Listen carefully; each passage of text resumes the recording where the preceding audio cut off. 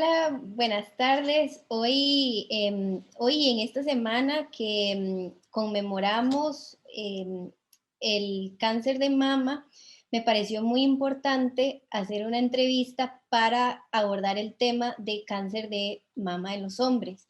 Hace unos años habíamos hecho una entrevista en la Asamblea Legislativa, todo un evento sobre sensibilización del cáncer de mama, y yo en esa época tenía menos de 30 años y cuando pensaba en este tema estaba más preocupada por mi mamá y mis abuelas y no pensaba en mí.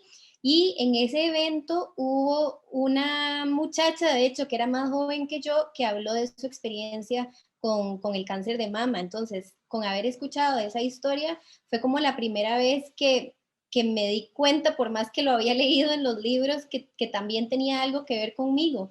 Entonces, a partir de esa experiencia, me ha interesado como hablarle a las poblaciones que tal vez en un inicio no se consideran que este tema tiene algo que ver con ellos.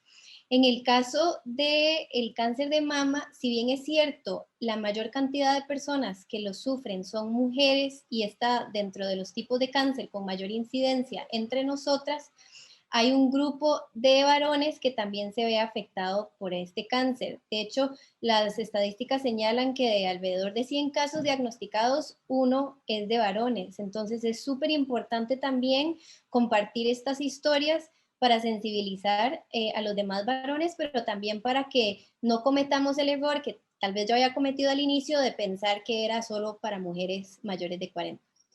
Entonces, para hablar de este tema, estoy súper contenta que don Rafael Arias, don Nata, aceptó conversar conmigo hoy sobre su experiencia sobreviviendo el cáncer de mama.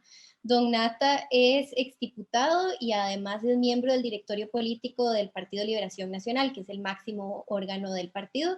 Y algo que me encanta es que es un amigo de la juventud del partido. Así que muchísimas gracias, don Nata, por aceptar estar en este espacio. Más bien, Andrea, muchas gracias a usted por invitarme y permitirme contar mi historia sobre este asunto eh, tan humanamente cotidiano como es el sufrimiento de muchísimas mujeres que son sujetas del cáncer de mama. Pero como usted bien lo dice, no solamente las mujeres, los hombres también. Y cuando usted lo crea conveniente, pues contaremos mi historia. Muchas gracias, don Nata. Tal vez para empezar, me gustaría saber, ya que usted pasó por esta experiencia, si usted se devuelve a antes que fuera diagnosticado, ¿qué le hubiera gustado saber en ese momento? ¿Qué hubiera sido útil saber para poder enfrentar mejor esta situación? Quiero decirle que mi caso es diferente. Ya yo sabía. Yo sabía porque mi mamá era directiva de Fundeso, la Fundación Costarricense del Cáncer de Mama. Y entonces, en un par de ocasiones, la acompañé a dar charlas. Ella daba charlas de sensibilización a las mujeres sobre los cuidados que tienen que tener, la exploración que la mujer cotidianamente debe hacerse, porque como usted lo dice, las mujeres mayores de 40 años pues tienen una alta posibilidad de que puedan tener un tumor o un cáncer de mama. Entonces ya yo más o menos conocía, pero para mí no dejaba de ser un tabú cómo un hombre iba a tener cáncer de mama, iba a tener ese tipo de tumor. Recordemos que yo todavía por la época, mucho más machista que esta época, a nosotros nos cuesta admitir la cercanía física del hombre y la mujer. El hombre tiene 5 glándulas mamarias en cada pecho, la mujer tiene 25, ¿verdad? Y entonces si yo como macho alfa hombre digo que tengo 5 glándulas mamarias, ¿verdad? En esa época, en mi juventud, pues sería como el reír de los demás hombres, porque eso era como impensable. Pero en el caso de muchos otros hombres, sí sería importantísimo que conozcamos que los hombres pueden ser hasta un 20% del porcentaje total de los cánceres de mama. En algún momento he escuchado que como los hombres nos cuesta admitir que esa pelotita que sentimos o simplemente no la sentimos porque nosotros no nos exploramos normalmente, es un cáncer de mama, ese cáncer termina por su evolución apareciendo en otra parte del cuerpo también. Y entonces los hombres nos morimos de otra cosa y nunca decimos que es de cáncer de mama porque nos da temor que seamos, digamos, sujetos de una especie de bullying social porque un hombre tenga cáncer de mama. Y en el caso de los hombres, para prevenir o detectar tempranamente este tipo de cáncer, funciona parecido a como nos dicen a nosotras, que es conocerse, digamos, y explorarse esas glándulas mamarias y estárselas revisando de vez en cuando para ver si aparecen ciertas inflamaciones o hay alguna diferencia en cómo los varones pueden detectar este cáncer con respecto a como nos dicen a nosotras que lo hagamos. El cáncer de mama, si el hombre se explorara, normalmente sería mucho más fácil de detectar que la mujer, porque la mujer al tener los pechos más grandes y más grasosos, digamos, ¿verdad? A veces, por más que se explore, cuesta encontrar la pelotita.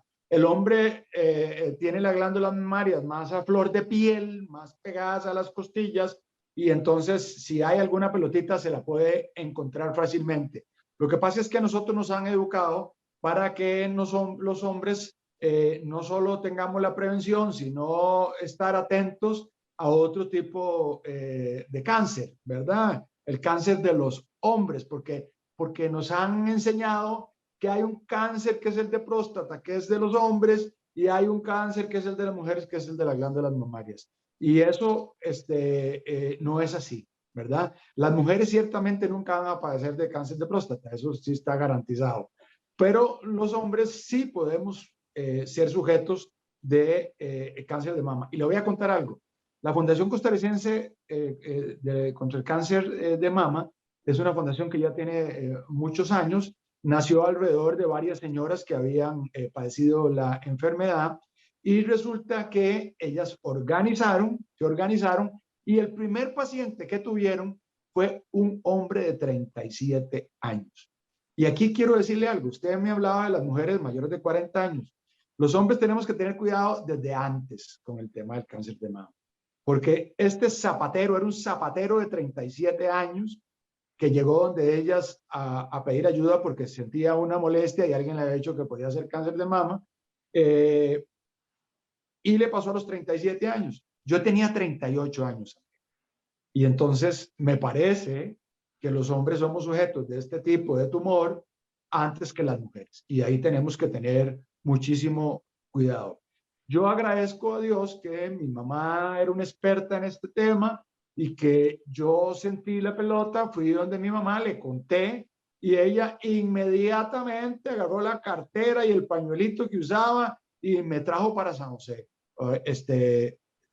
donde el médico que atendía a las señoras del cáncer de mama de esta institución y rápidamente me atendieron y me hicieron los exámenes, incluso exámenes en el cerebro, porque muchas veces este tipo de tumores en los hombres están ligados a un tumor muy, muy severo en lo que llaman la silla turca, que queda en la parte de atrás del cerebro. Yo no tenía eso, era simplemente el tumor en la mama, y me hicieron todos los exámenes, mismos exámenes que le hacen a una mujer. Le cuento algo que para mí en ese momento fue muy complicado. Me hicieron una tomografía, una mamografía, ¿verdad? Y entonces yo llegué con mi mamá, que es la que me acompañó en todo este proceso, y mi esposa, a donde el radiólogo, ahí al lugar donde hacían las mamografías, y habían como 6 o 7 señoras esperando turno, y mi mamá fue donde la secretaria, y ya le dieron una bolsa grande, como una bolsa manila, pero grande, que tenía unos dibujos de 2 pechos, ¿verdad? Y unos puntitos donde están las glándulas mamarias, y adentro iba bueno, para hacer la mamografía, todo, era una cosa grande. Cuando la señora me llamó, yo le dije, mamá, ya nos toca, vamos, ¿verdad? Para disimular que era yo. Y resulta que la señora dijo, no, su mamá no puede venir, solo puede entrar usted. Y habían 7, 8 señoras ahí esperando y para mí me dio una gran pena porque todavía en ese tiempo pues uno manejaba las cosas de otra manera. Bueno, y sí, ahí fue donde se vio bien el tumor y luego me hicieron otras pruebas y así finalmente me operaron en una clínica privada. Sacaron el tumor, hicieron la biopsia, tenía dichosamente algunas pocas células cancerosas, estaba muy encapsulado, no hizo falta hacer ningún tipo de tratamiento. Y aquí es donde, Andrea, yo lo que le digo a los hombres es que no hay que tener vergüenza. Vale más la vida que la vergüenza. Y que tenemos que seguir sensibilizando a mujeres, especialmente porque son las que más sufren esto, pero también a los hombres en que debemos vigilar nuestro cuerpo. Él siempre nos va a decir. Yo me di cuenta casi por casualidad, pero si yo me hubiera esperado 3, 4 meses más porque no me hubiera dado cuenta, porque me daba vergüenza ir a preguntarle a un médico, mire, tengo una pelotica aquí en la mama, ¿verdad? Sencillamente, posiblemente ya hubiera tenido que recibir otro tipo de tratamiento, ¿verdad? Y por supuesto que hubiera sido mucho más peligroso. Y don Nata, muchas gracias por compartir esto de la anécdota que usted al principio trató de que pareciera que era su mamá y no usted el que tenía la cita, como para dar un ejemplo de ese peso que tienen todavía los estigmas con respecto a este tipo de cáncer. Y de hecho, uno de mis objetivos con hacer esta entrevista hoy es un poco romper el silencio para que ya se empiece a hablar de este tema así casi que o más bien tan cotidianamente como se habla en el caso de las mujeres. Una de las dudas que me ha surgido en estos días es que, por un lado, me pone muy contenta que ya hay mucha sensibilización de que el 19 de octubre es el día de prevención del cáncer de mama, que antes de la pandemia uno iba a las marchas de la Fundación Rose y veía ese Paseo Colón teñido de rosado y con respecto a los primeros años cuando empezó la fundación con esa caminata se ha ido expandiendo increíblemente, pero algo que me preocupa y me gustaría conocer su opinión es si, como qué debemos de cambiar en estos esfuerzos de sensibilización para no cometer el error, no con intención, pero digamos, no cometer el error de invisibilizar aún más el tema del cáncer de mama en hombres. ¿Qué es lo que ocupan estos esfuerzos para visibilizar un poco las dos experiencias? Sí, me parece muy importante que el mundo está, bueno, una parte importante del mundo está evolucionando hacia varias cosas importantes. Una hacia la igualdad, ¿verdad? Y la igualdad es un factor mental que nos tiene algunos hace 100, en el siglo pasado o en el siglo antepasado, de vernos a los hombres como los que guiamos el mundo, ¿verdad? Y de ocultar una serie de padecimientos de los hombres y de las mujeres, como es el cáncer de mama. Todavía hasta hace poco tiempo, sufrir del cáncer de mama en una mujer era como vergonzoso, ¿verdad? Cosa que no se puede entender a la luz de que todos hemos mamado de un pecho femenino, ¿verdad? El de nuestras madres, de que es una parte del cuerpo tan importante que gracias a esas mamas, a las mamas, a las glándulas mamarias, tuvimos defensas, apenas nacimos, etcétera, pero que también, gracias a esa posibilidad que tiene la mujer de alimentar a sus hijos en los primeros días, también puede sufrir de un tumor o de un cáncer. Y los hombres, de ahí es donde tenemos que hacer conciencia que los hombres y las mujeres somos tan iguales y tan parecidos que fue un momento en la historia de ese ovulito que se decidió si éramos hombres o si éramos mujeres, y que somos absolutamente iguales. y que tenemos tantas coincidencias como que tenemos glándulas mamarias, que de hecho se ha comprobado que hay hombres que por algún desorden hormonal ahí en algún momento hasta han producido leche en uno de sus pechos, ¿verdad?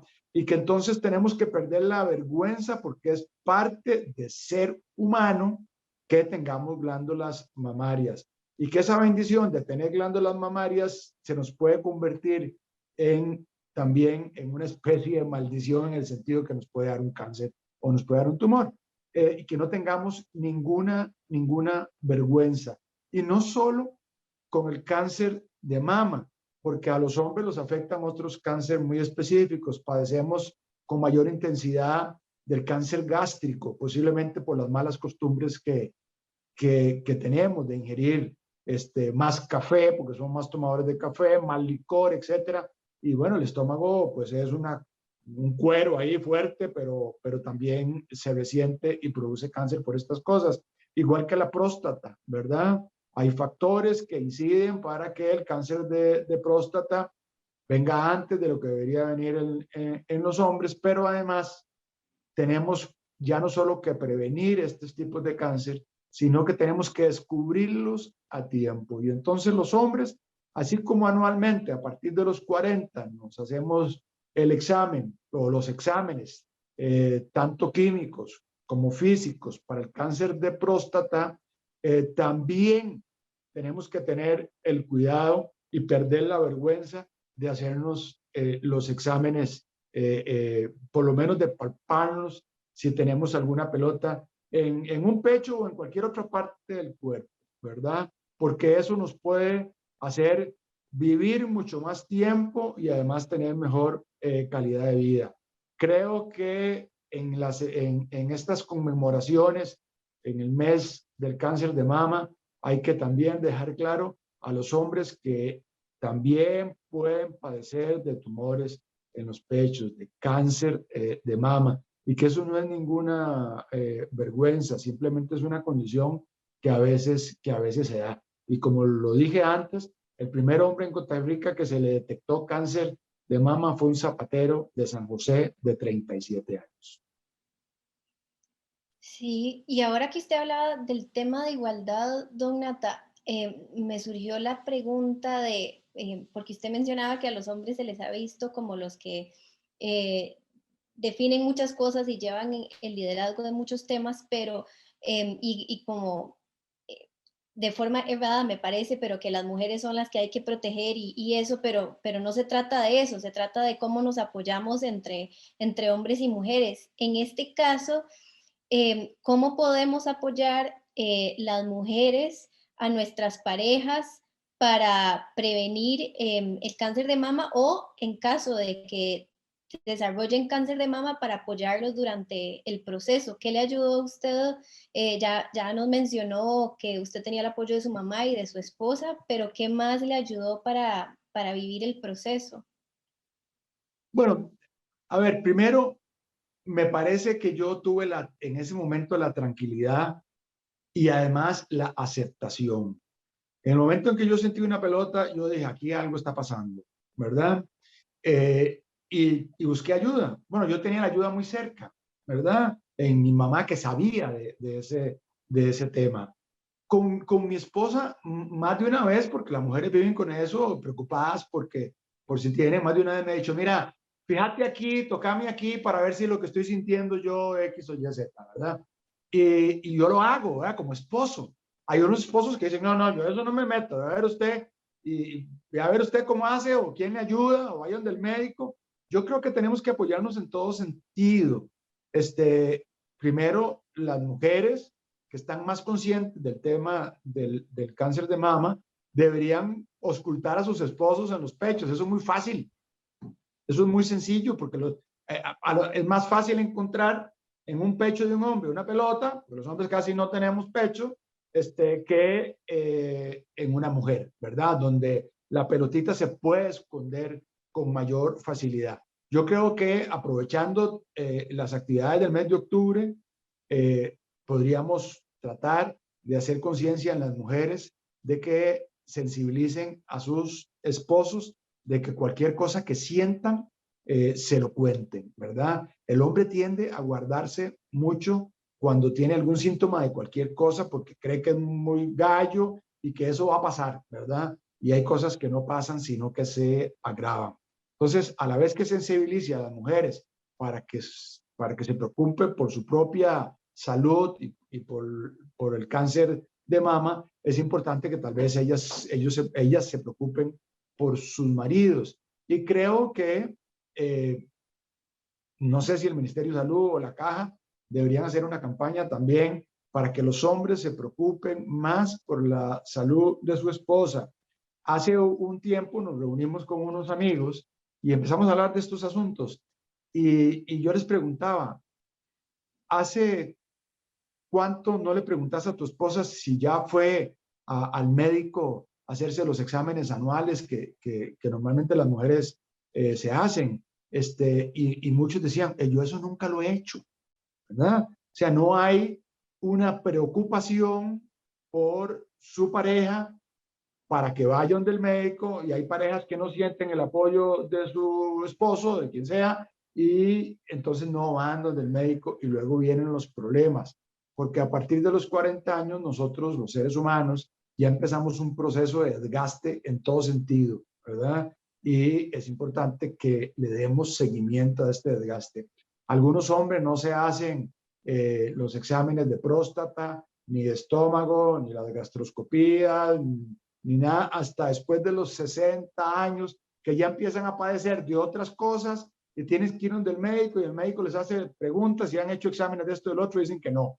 Y eso no puede ser. Y en las mujeres tampoco. O sea, los seres humanos ya, yo diría que después de los 35 años, pero después de los 40 es que empieza el desgaste y tenemos que cuidar nuestro cuerpo, así como también, Andrea, algo muy importante que es que tenemos que cuidar nuestra salud mental, ¿verdad? Porque al igual que después de los 40 empezamos a perder fuerza y empezamos a perder la vista y empezamos a perder otras facultades físicas, y entonces esas cosas nos deprimen, nos llevan a problemas, digamos, psicológicos, y ahí es donde es importante el apoyo de la pareja. Y muy importante, no sé, a mí mi esposa me dio mucho ánimo, me acompañó en todo, vamos a salir de esto adelante, y bueno, eso a mí me dio mucha tranquilidad y mucha seguridad. El acompañamiento familiar es muy, muy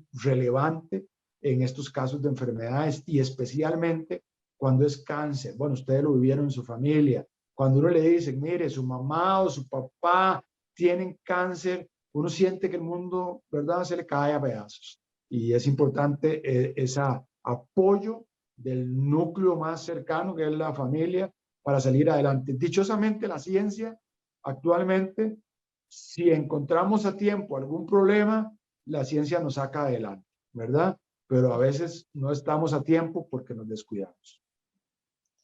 Sí, a mí me encanta esto que usted menciona de cómo entre la pareja cuidarse mutuamente y más bien ver esto de hacer preguntas de cuándo vas a ir al médico o te acompaño, o a la doctora, porque ver esto como no como un tema de vulnerabilidad, sino también como un tema de fortaleza, que es preocuparse por la salud y eso nos hace personas fuertes independientemente del género. Y también me encanta lo que usted menciona de salud mental, porque de hecho está vinculado además con nuestra salud física. Entonces, si uno no anda muy bien de la salud mental y de repente te dan un diagnóstico, es más difícil hacer frente a la situación, a que si uno ha procurado mantener una buena salud mental, más bien te agarra un poco más fuerte para enfrentar cualquier problema físico.